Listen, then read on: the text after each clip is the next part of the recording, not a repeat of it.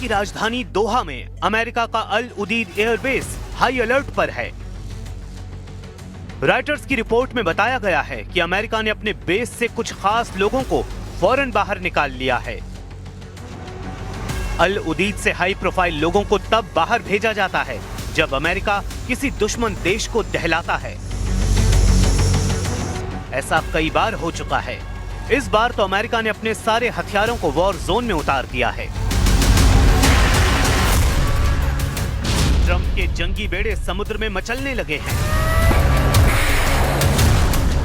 Trump की hypersonic मिसाइलें launching site पर आ रही हैं। ट्रंप के सबसे विस्फोटक जंगी जेट के इंजन ऑन हो गए हैं। ट्रंप ने ईरान पर सबसे खौफनाक हमले का ऑर्डर दिया है।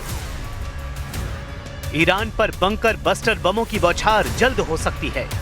ईरान जून 2025 से भयानक युद्ध में उलझने जा रहा है। ईरान के निर्वासित प्रिंस रेजा पहलवी ने दावा किया है कि ईरान में आजादी का युद्ध छिड़ गया है। To the point where people are just fed up with this regime. They are saying death to the dictator. They want to liberate themselves. And their demand for freedom is met with the most brutal reaction by a regime that is waging war on its own citizens. Iran के युवराज ने Trump के हमले का signal देने के बाद मोर्चा खोल रखा है।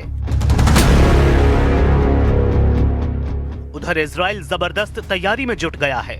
टाइम्स ऑफ इजराइल की रिपोर्ट में कहा गया है कि सेना ने 12 ऐसी लोकेशन पर मोर्चेबंदी कर दी है जहां ईरान ने मिसाइलों से हमला किया है। इजराइल की सेना जिन साइटों पर युद्ध मोड में है उनमें से कुछ की लोकेशन देख लीजिए। इजराइल ने राजधानी तेल अवीव में युद्ध के हथियारों की तैनाती कर ली है। इजराइल की सेना ने हाइफा बेस एक्टिव कर दिया है। इजराइल आर्मी तामरा में हथियार जुटा रही है।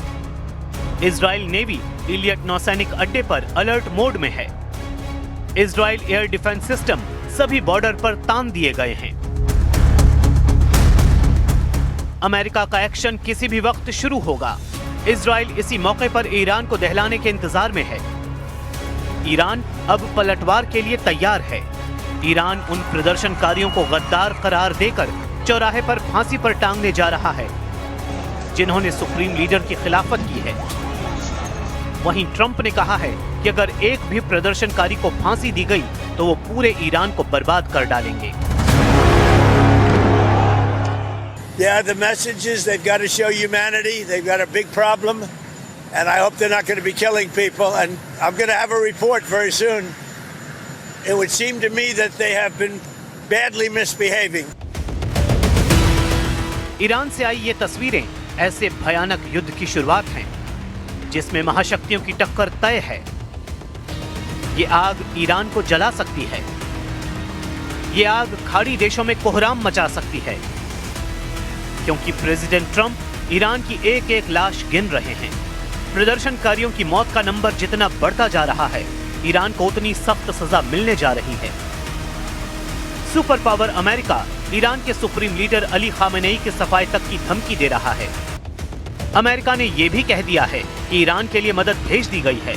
इस मदद के मायने हैं अमेरिका के जंगी लड़ाके युद्ध में कूद गए हैं। अमेरिका का सबसे विध्वंसक बम वर्षक B-2, अमेरिका के सबसे विनाशकारी जंगी जेट F-35,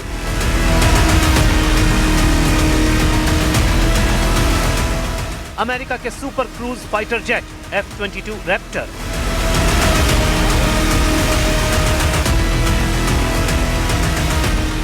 दुनिया के सबसे ताकतवर देश के एटमी हथियार। प्रेसिडेंट ट्रंप ने ऐलान किया है कि ईरान की कट्टर सरकार अब बच नहीं सकती, लेकिन सुप्रीम लीडर खामेनेई और उनके रिवॉल्यूशनरी सेना पर कैसी कयामत बरसेगी इसका खुलासा ट्रंप करने को तैयार नहीं है। मगर उनकी धमकियों में परमाणु हथियारों का जिक्र आ गया है। Iran said that the last time I blew them up with the nuclear capability, which they don't have any longer. So Iran said that the last time. They better behave. America surprise देने के लिए कुख्यात है। हमले से पहले America तैयारी करता है। छोटे छोटे ऑपरेशन में सबसे अचूक हथियार इस्तेमाल करता है। ईरान से युद्ध तो एक ताकतवर देश से है, इसलिए अमेरिका किसी भी तरह की गलती की गुंजाइश नहीं छोड़ने वाला है, क्योंकि अब ईरान में मौत के आंकड़े बढ़ने लगे हैं। हिंसा और प्रदर्शन के दौरान खौफनाक वीडियो सामने आने लगे हैं। इसलिए ट्रंप पूरा गुणा गणित लगाकर आक्रमण से पहले किसी भी तरह की जानकारी लीक करने को तैयार नहीं हो रहे हैं। Ideally, I'd like to see it, but what we want to see is we don't want to see people killed, and we want to see a little bit of freedom for these people. These people have been living in hell for a long time.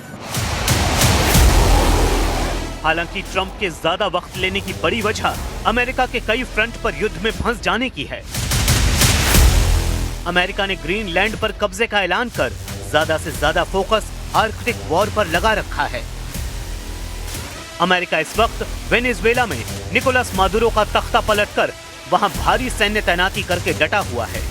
America को चीन सागर में Taiwan को बचाने के लिए भी अपना power balance बनाए रखना है। अमेरिका को रूस के जवाब में काला सागर में अपनी मौजूदगी का एहसास करते रहना है। अमेरिका को इन सब के साथ खाड़ी देशों में अपना दबदबा बनाए रखने के लिए हथियारों की तैनाती रखनी पड़ती है। तो क्या ट्रंप ईरान को घुड़की दे रहे हैं? क्या ट्रंप ईरान को जुबानी धमकियों से डराकर घुटने पर ले आएंगे? इसके आसार दिखते तो नहीं। कतर ने इसकी जानकारी दी है कि हालात बेहद खराब हैं। युद्ध टालना मुश्किल लग रहा है। कतर अमेरिका और ईरान के बीच पुल का काम कर रहा है, लेकिन अब तक कोई कामयाबी नहीं मिल पाई है। That any escalation of the sort that you described would have catastrophic results in the region and beyond, and therefore we want to avoid that as much as possible. The talks continue, our calls continue. There is no specific effort that I can point to right now, but we are involved in talking to all parties, obviously with our neighbors and our partners in the region to find a diplomatic solution. युद्ध दोनों तरफ से भड़काया जा रहा है। Trump धमकी देते हैं तो ईरान पलटवार में देर नहीं कर रहा है। ईरान की सुप्रीम नेशनल सिक्योरिटी काउंसिल के सचिव अली लारीजानी ने एक नया बखेड़ा खड़ा कर दिया है। लारीजानी ने सोशल मीडिया पोस्ट कर ईरान में हुई हिंसा के लिए 2 हत्यारों के नाम लिखे हैं। लारीजानी ने लिखा, हम ईरान के लोगों के मुख्य हत्यारों के नाम बताते हैं। पहला ट्रंप, दूसरा नेतन्याहू। यही नहीं, ईरान के रिवॉल्यूशनरी गार्ड्स ने ट्रंप से युद्ध लड़ने के लिए मिसाइलों के स्टॉक में जबरदस्त बढ़ोतरी की जानकारी दी है। रिवॉल्यूशनरी गार्ड्स के एरोस्पेस कमांडर माजिद मौसवी ने कहा कि ईरान के रॉकेट गोदाम भरे हुए हैं, लेकिन ईरान अमेरिका से कितने दिन लड़ सकता है? अगर अमेरिका ने ईरान को फोड़ना शुरू किया तो क्या होगा? सुपर पावर के आगे ईरान की क्या बिसात है? ईरान से अमेरिकी बेस सिर्फ 250 किलोमीटर दूर है। खाड़ी में अमेरिका के इतने हथियार हैं कि वो ईरान जैसे 10 देश एक झटके में साफ कर सकता है। कुवैत में अली अल सलेम एयरबेस और कैंप आरिफ जान हैं। कैंप आरिफ जान अमेरिकी सेना का सबसे बड़ा अड्डा माना जाता है। कुवैत की ईरान से दूरी करीब 250 किलोमीटर है। वहीं संयुक्त अरब अमीरात में अमेरिका का अल दफरा एयरबेस है, जहां F-35 और F-22 रैप्टर जैसे जंगी जहाज तैनात हैं। कतर के अल उदीद एयरबेस को अमेरिका का वॉर हेडक्वार्टर कहा जाता है। यहाँ 10,000 से ज्यादा अमेरिकी सैनिक तैनात हैं। अल उदीद से ईरान सिर्फ 350 किलोमीटर दूर है। कतर के बगल बहरीन में अमेरिका की नेवल सपोर्ट एक्टिविटी है। यहाँ ट्रंप की नेवी के 5वें जंगी बेड़े का मुख्यालय है। बहरीन से ईरान की दूरी लगभग 250 किलोमीटर है।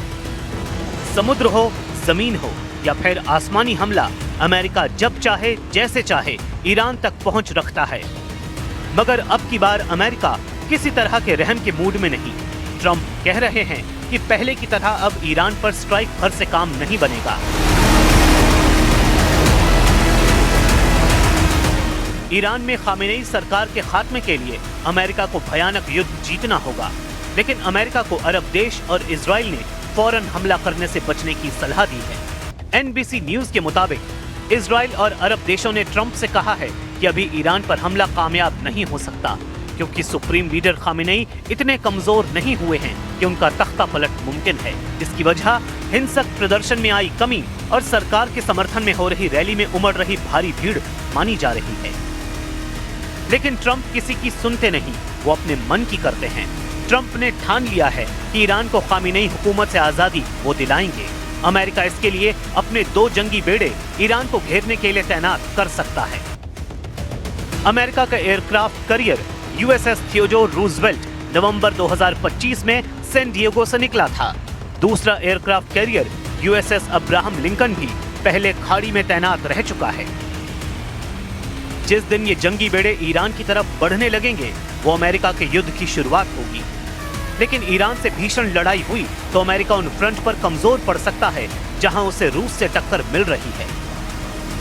कैरेबियन सागर ऐसा ही एक वॉर जोन है जहां पुतिन ने नजर बना रखी है।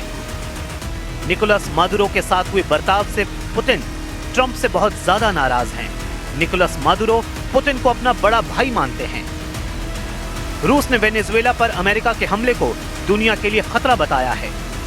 पुतिन के लिए वेनेजुएला और ईरान दोनों अहम हैं, यानी अमेरिका अगर युद्ध भड़काने का जोखिम उठाएगा तो ईरान के साथ उसे भी जोरदार घाटा होने का खतरा है।